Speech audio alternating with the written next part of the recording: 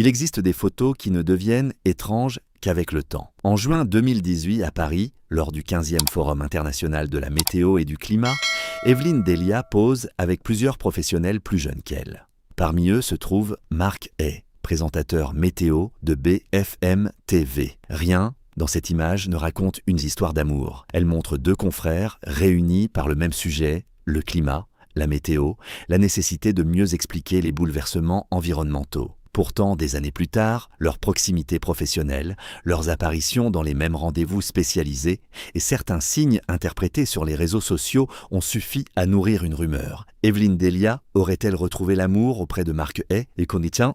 La question intrigue précisément parce qu'elle touche à une femme qui, depuis la mort de son mari Philippe Marininci, a toujours laissé entendre qu'une part essentielle de sa vie affective était restée liée à celui qu'elle considérait comme son pilier. Pour comprendre pourquoi cette rumeur attire autant l'attention, il faut revenir bien avant Marc Hay, bien avant les forums sur le climat et même bien avant le statut d'icône de la télévision.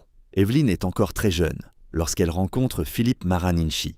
Autour de ses 19 ans, il devient son premier grand amour, puis son compagnon de toute une existence. Leur lien traverse les décennies, le travail, la célébrité, les changements de génération et les épreuves de santé. Pendant plus d'un demi-siècle, Philippe n'est pas seulement l'homme qui partage sa vie privée. Dans le récit qu'Evelyne donne de son équilibre, il est celui qui tient la maison intérieure, celui qui reste lorsque les caméras s'éteignent. Elle le désigne comme son « roi », un mot qui dit moins la mise en scène romantique qu'une forme de centralité.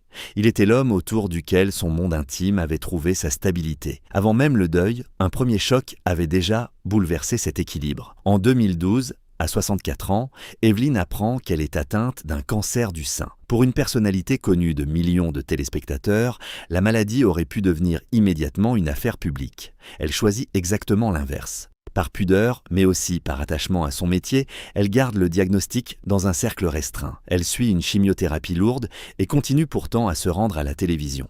Face aux caméras, les téléspectateurs voient la Fenofpo de la même professionnelle. Ils ignorent que derrière la coiffure familière se trouve parfois une perruque, portée pour dissimuler les effets du traitement. La météo continue, l'antenne continue, et la maladie reste hors champ. Ce choix révèle une dimension importante de sa manière de traverser les crises. Evelyne ne nie pas ce qui lui arrive, mais elle refuse que l'épreuve prenne toute la place visible. Le travail devient une structure, presque une ligne droite au milieu de quelque chose qui ne l'est plus du tout. Elle vient au studio, prépare ses interventions, retrouve les gestes connus et protège en même temps son intimité. Il ne s'agit pas seulement de courage spectaculaire, il y a aussi une forme de discipline. Conserver un territoire où elle reste elle-même alors que le corps lui rappelle brutalement sa fragilité. Plus tard, lorsqu'elle décide de parler publiquement de cette maladie, elle ne transforme pas son histoire en récit de victoire définitive. Elle l'utilise pour sensibiliser au dépistage du cancer du sein et s'engage dans Octobre Rose, donnant à cette expérience personnelle une utilité collective. Cette ouverture, après le silence, ne signifie pas que la peur disparaît. Evelyne explique qu'elle n'ose jamais employer avec légèreté le mot « guéri ». L'image qu'elle choisit est celle d'une épée de Damoclès suspendue au-dessus de sa tête. Elle a traversé les traitements, repris le rythme de sa vie professionnelle, accepté de témoigner, mais elle continue à vivre avec l'idée que la santé peut basculer. C'est une nuance essentielle. Le sourire que le public reconnaît n'est pas celui de quelqu'un qui aurait oublié la maladie. C'est celui d'une femme qui a appris à fonctionner avec cette menace en arrière-plan. Et lorsque l'on regarde la suite de son histoire, on comprend que 2012 n'a pas constitué une épreuve isolée. 2 ans plus tard, la fragilité se déplace du côté de l'homme qui l'accompagne depuis sa jeunesse. En 2014, Philippe Marininci est victime d'un grave accident vasculaire cérébral. Il survit, mais son état de santé se dégrade fortement. Evelyne vient à peine de sortir de la période la plus dure de son propre combat médical. Elle se retrouve alors dans une position nouvelle. Celle qui avait été malade devient celle qui soigne, rassure, organise et soutient. Elle continue son travail à la télévision tout en veillant sur son mari. Cette période modifie forcément le rythme du couple. L'homme qui avait longtemps représenté le point d'appui devient à son tour vulnérable. Elle ne quitte pas l'antenne, mais une autre journée commence lorsqu'elle rentre chez elle. Les responsabilités professionnelles et la présence auprès de Philippe se superposent sans que le public mesure nécessairement ce qui se joue une fois les projecteurs éteints. C'est là que l'expression « son roi » prend un autre sens. Un roi peut être un repère, Mais il peut aussi devenir quelqu'un qu'il faut protéger lorsque le corps le trahit. Durant les années qui suivent, l'AVC, Evelyne accompagne Philippe dans une santé devenue plus fragile. Elle le fait après avoir elle-même connu l'hôpital, la chimiothérapie, l'incertitude. Le couple n'est donc plus seulement le décor stable derrière une grande carrière, il devient le lieu où deux personnes doivent oser composer avec la vulnérabilité, chacune à son tour. Ce détail éclaire aussi la fidélité affective qu'Evelyne manifeste après 2017. Philippe n'est pas seulement associé à des souvenirs heureux et lointains. Les dernières années de leur vie commune ont été traversées par une solidarité concrète, quotidienne, exigeante, qui a renforcé la profondeur de ce lien. Puis vient avril 2017. Philippe meurt brutalement. Pour Evelyne, la disparition ne signifie pas simplement perdre un époux. Elle perd l'homme présent à ses côtés depuis sa jeunesse, celui avec lequel elle avait construit des habitudes pendant plus de 50 ans. Le choc est d'autant plus violent que cette présence faisait partie du fonctionnement ordinaire de ses journées. Le vide n'est pas abstrait. Il se retrouve dans le retour à la maison, dans les moments où aucune caméra n'est là, dans la place occupée autrefois par une voix, un regard, un échange. Une femme qui a passé presque toute sa vie adulte à deux doit soudain apprendre la grammaire d'un quotidien au singulier. Et ce changement-là ne se résout pas par quelques semaines de congé, ni par une formule consolante. Evelyne choisit pourtant de revenir à l'antenne quelques semaines seulement après le décès. Pour certains, cette rapidité aurait pu ressembler à une fuite. Dans son cas, elle correspond plutôt à une stratégie déjà éprouvée.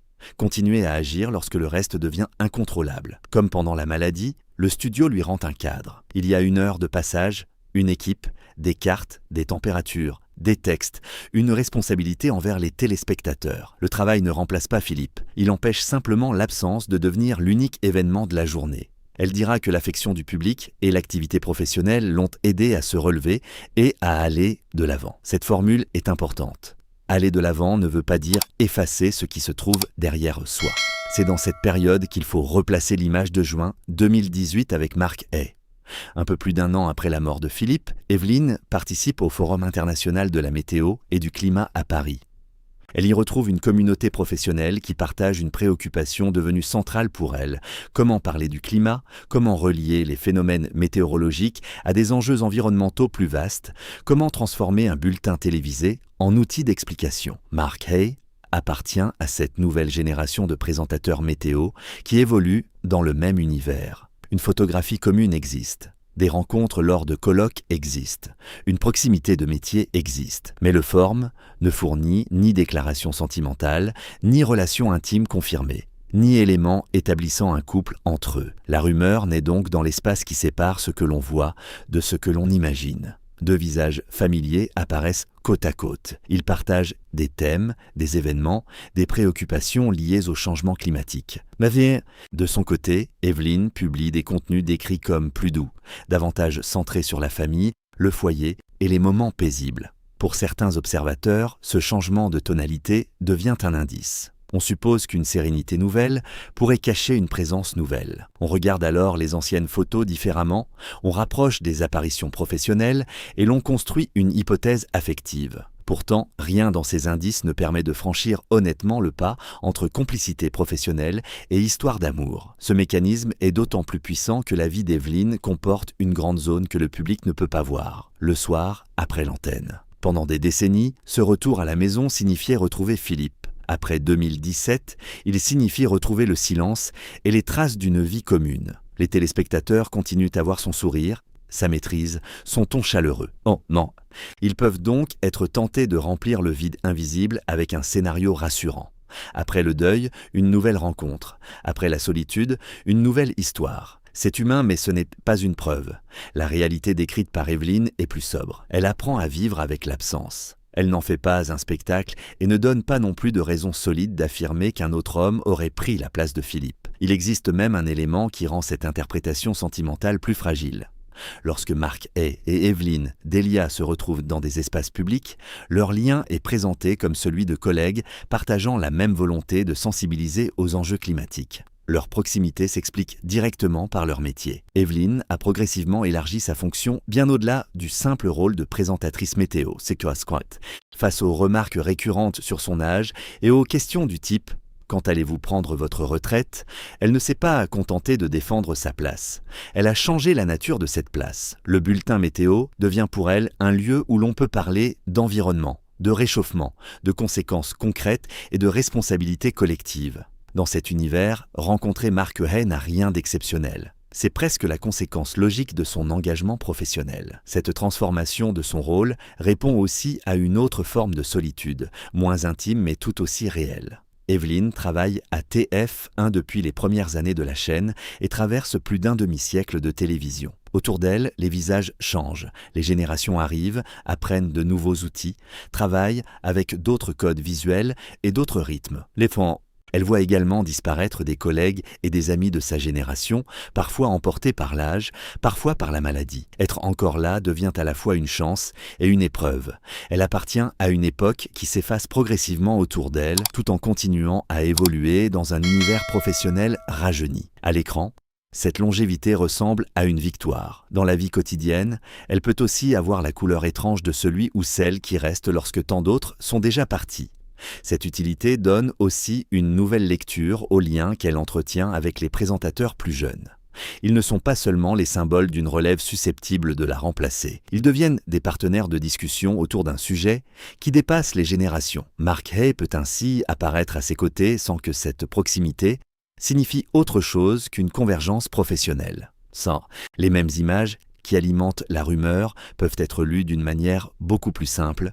Une figure historique de la météo télévisée échange avec un confrère plus jeune sur l'évolution de leur métier et sur l'urgence climatique. La différence d'âge, loin d'être un obstacle, souligne justement la transmission entre deux périodes de la télévision. Pendant ce temps, la véritable reconstruction affective d'Evelyne se déroule ailleurs. Elle se tourne vers sa famille, sa fille Olivia, avocate, devient un soutien essentiel, notamment après la disparition de Philippe. Dans les périodes où le deuil pourrait tout absorber, la relation mère-fille offre un lien concret avec le présent. Olivia n'efface pas le manque, mais elle empêche la solitude de se refermer entièrement sur Evelyne. Autour d'elle, les deux petits-enfants occupent eux aussi une place centrale.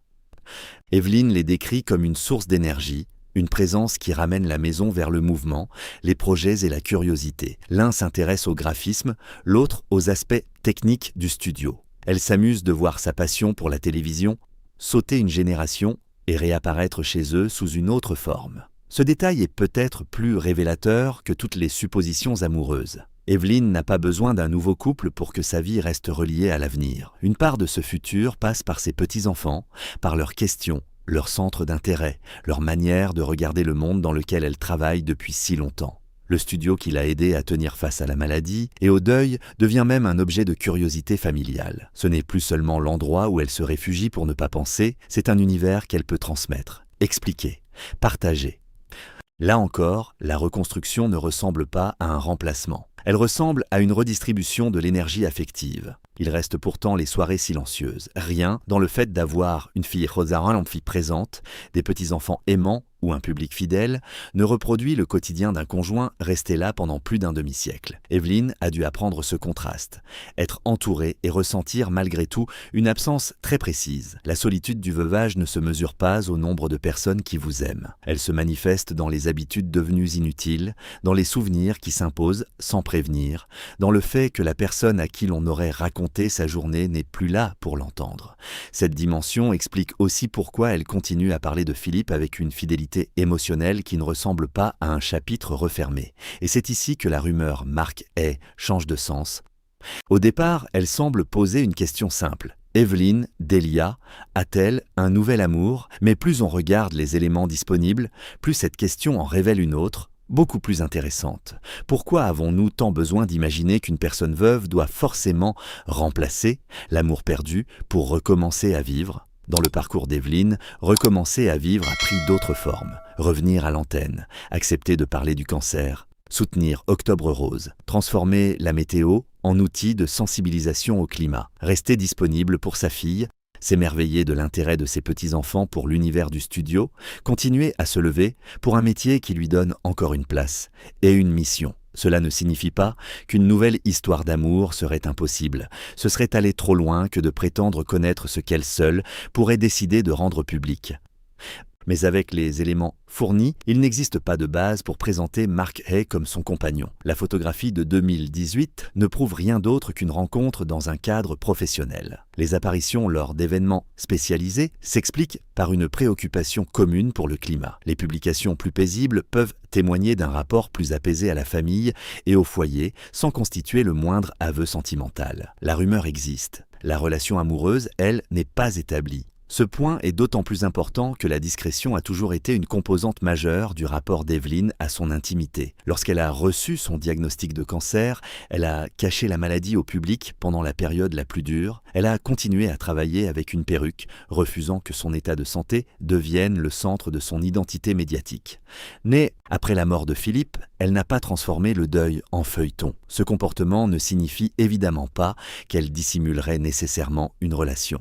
Il signifie simplement qu'il faut être prudent devant l'argument classique selon lequel elle n'en parle pas, donc elle cache quelque chose. Chez elle, le silence n'est pas une preuve, c'est souvent une frontière. La même prudence s'impose lorsqu'on interprète son sourire. Evelyn a longtemps montré qu'un visage serein pouvait coexister avec des épreuves lourdes. Pendant la chimiothérapie, le public ne voyait pas le traitement. Pendant la maladie de Philippe, l'antenne ne racontait pas la fatigue du rôle d'aidante. Après le décès, le retour rapide au travail ne supprimait pas le vide du domicile. On commettrait donc une erreur symétrique en imaginant qu'une apparence plus douce ou des publications plus paisibles prouvent nécessairement l'arrivée d'un homme. Chez elle, l'apparence publique et la vie intérieure ont toujours été séparées avec soin. Le vrai fil conducteur n'est pas le secret amoureux, c'est la maîtrise de ce qu'elle choisit de montrer. Cette maîtrise ne l'a pourtant pas enfermée dans le silence absolu. Après le cancer, elle a parlé pour que son expérience serve à d'autres femmes. Elle s'est engagée dans Octobre Rose, donnant à la peur personnelle une dimension collective. Sur le climat, elle a également décidé d'utiliser sa visibilité autrement. Autrefois, le public pouvait considérer la météo comme un rendez-vous pratique. Pluie, soleil, température, prévision. Evelyn a participé à son déplacement vers une lecture plus large de l'environnement. En cela, elle a répondu aux critiques sur l'âge par une forme de renouvellement du fond. Elle ne cherche pas à paraître plus jeune. Elle cherche à rester pertinente. Il reste une dernière fragilité, moins visible que le deuil, le rapport au temps.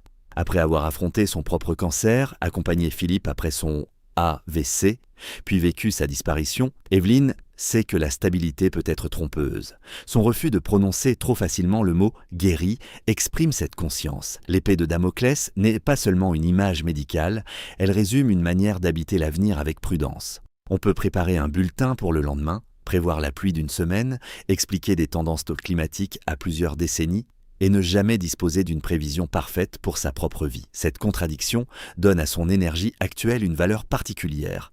Elle continue non parce qu'elle se croit invulnérable, mais précisément parce qu'elle sait qu'elle ne l'est pas. La disparition progressive des amis et collègues de sa génération renforce encore cette sensation. Dans un studio peuplé de visages plus jeunes, elle porte avec elle une mémoire que les nouveaux venus n'ont pas vécue. Chaque départ ajoute une absence supplémentaire, différente de celle de Philippe, mais appartenant au même paysage du temps. Elle est devenue l'une des rares figures de cette génération dorée encore présente devant les caméras. On peut voir là un privilège. On peut aussi comprendre le poids d'être celle qui se souvient de ceux que les autres n'ont parfois connus que par des archives. Cette solitude professionnelle ne la pousse pas à se refermer. Elle la pousse, au contraire, à créer des ponts. Voilà pourquoi la rumeur autour de Mark Hay finit par raconter davantage notre regard que la vie privée d'Evelyn Delia. Nous voyons deux personnes côte à côte et nous cherchons une histoire. Nous voyons une veuve reprendre goût à des moments paisibles et nous voulons donner un nom à cette sérénité. Nous voyons une femme âgée continuer à travailler, entourée de collègues plus jeunes, et nous imaginons parfois qu'un lien particulier doit expliquer cette énergie.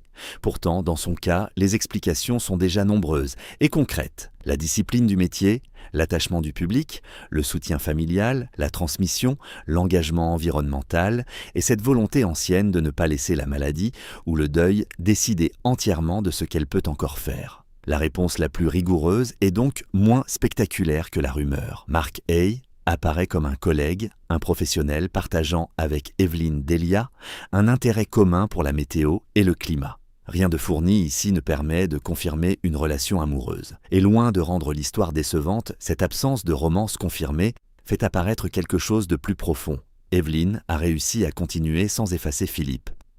Elle n'a pas eu besoin de nier la solitude pour rester active, ni de déclarer le passé terminé pour se tourner vers sa famille et vers les générations qui suivent. Aujourd'hui, lorsqu'elle retrouve l'univers du studio ou lorsqu'elle observe l'intérêt de ses petits-enfants pour le graphisme et la technique télévisuelle, une autre forme de continuité se dessine. Philippe n'est plus là pour partager le retour à la maison. Les collègues d'autrefois sont moins nombreux et la santé reste une question qu'elle ne traite jamais avec insouciance. Pourtant, quelque chose circule encore, un métier, une curiosité, une manière de regarder le ciel et de l'expliquer aux autres.